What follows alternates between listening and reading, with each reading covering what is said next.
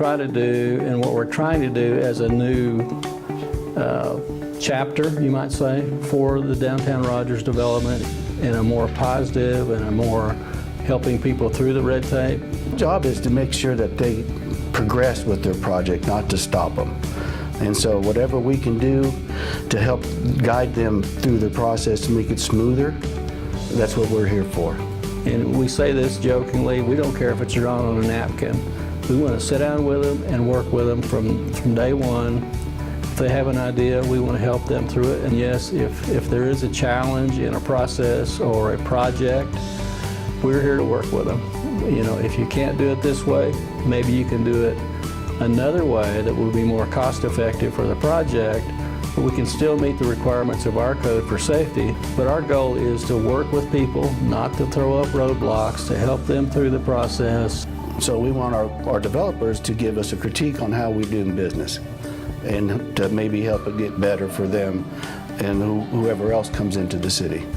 And we want to have an open communication with them, a dialogue, and let them know specifically where we're coming from, what our goal is at the end of the project as far as, once again, safety and those kinds of things, to have more development in the downtown area and to work with people and have them want to come to Rogers and to come to the downtown area. What we're trying to do is help the people that are building in the city of Rogers meet their deadline that they set out, and we're going to do what we can to help them achieve that.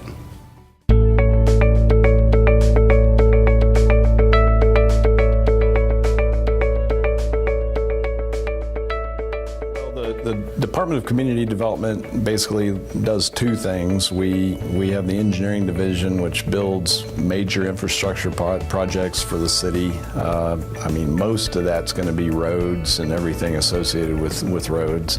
But we also get involved in construction of parks and design and engineering, things like that. Then the other half of community development is the planning division, and that's planning. It's zoning. So that gets into land use and the regulations that have to do with what you can put on land and what it needs to look like, where it needs to be placed, things like that. When I started here, you know, my first meeting with Mayor Hines, he made it very clear that it was a very high priority for him to make sure that we were as friendly as we can possibly, that the city of Rogers is as friendly as it can possibly be towards the commercial development community. We're doing everything we can to make it as easy and as efficient for developers to come in and have a very predictable landscape of regulation that they can navigate easily and understand what their return is going to be on their investment, and to minimize, you know, the surprises along the way. Downtown areas, historic downtown areas and cities developed for the most part before building zoning even existed. And so back in the day, a typical structure would be a multi-story structure where somebody might have a shop on the first floor, but the family would live on the second floor, maybe lease out some apartment space on the third floor. And since about the 1940s, that sort of development has not been allowed, because today most cities zone around segmenting residential, commercial, office, industrial, and so that sort of a mixed-use structure became illegal. Rogers, with our downtown Rogers Development Code, is to allow by right developers to come in and put in structures or to renovate structures and then to create multiple uses within a single building. And really what that boils down to, it doesn't mean that you relax requirements or regulations or anything. Really what the development community tends to be concerned about is how predictable are you.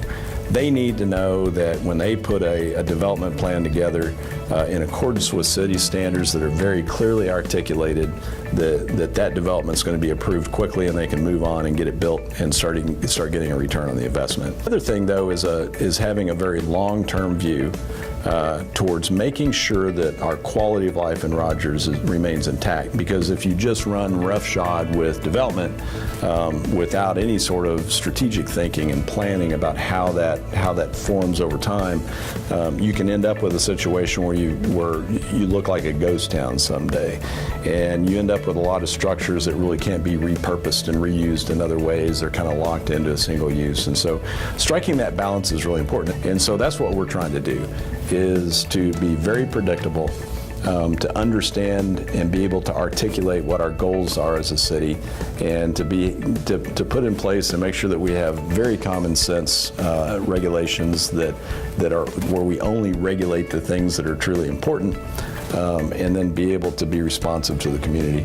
And so one thing that I can tell you is that we're very adamant with developers that if there's something that we do that simply doesn't make sense, but it's just the way that we've done it, help us to identify those areas, and we move pretty quickly to try to eliminate those types of barriers. I'm John McCurdy. I'm the Director of Community Development for Rogers, where possible lives.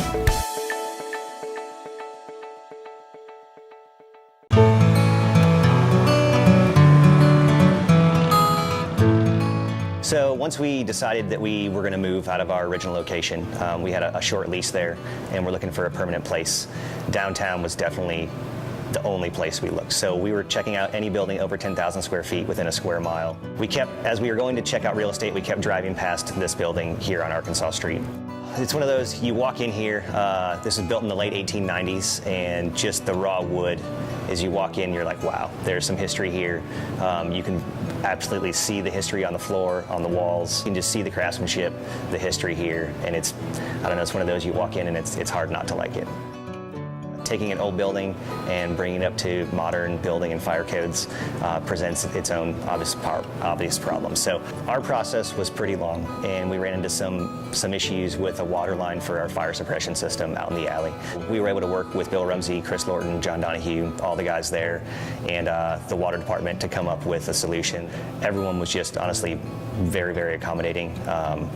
You could really tell that they wanted us to succeed. Everybody was always really had our best interest in mind. Obviously, the code is the code and the law is the law, and all they're there is to make sure that that's upheld. At the same time, they helped guide us through that and work with us on making everything go as smoothly as possible, if there is such a thing in construction.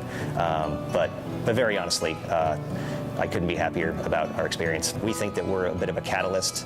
Usually breweries go in industrial areas or undesirable areas because that's where the real estate's cheap and people will let you manufacture.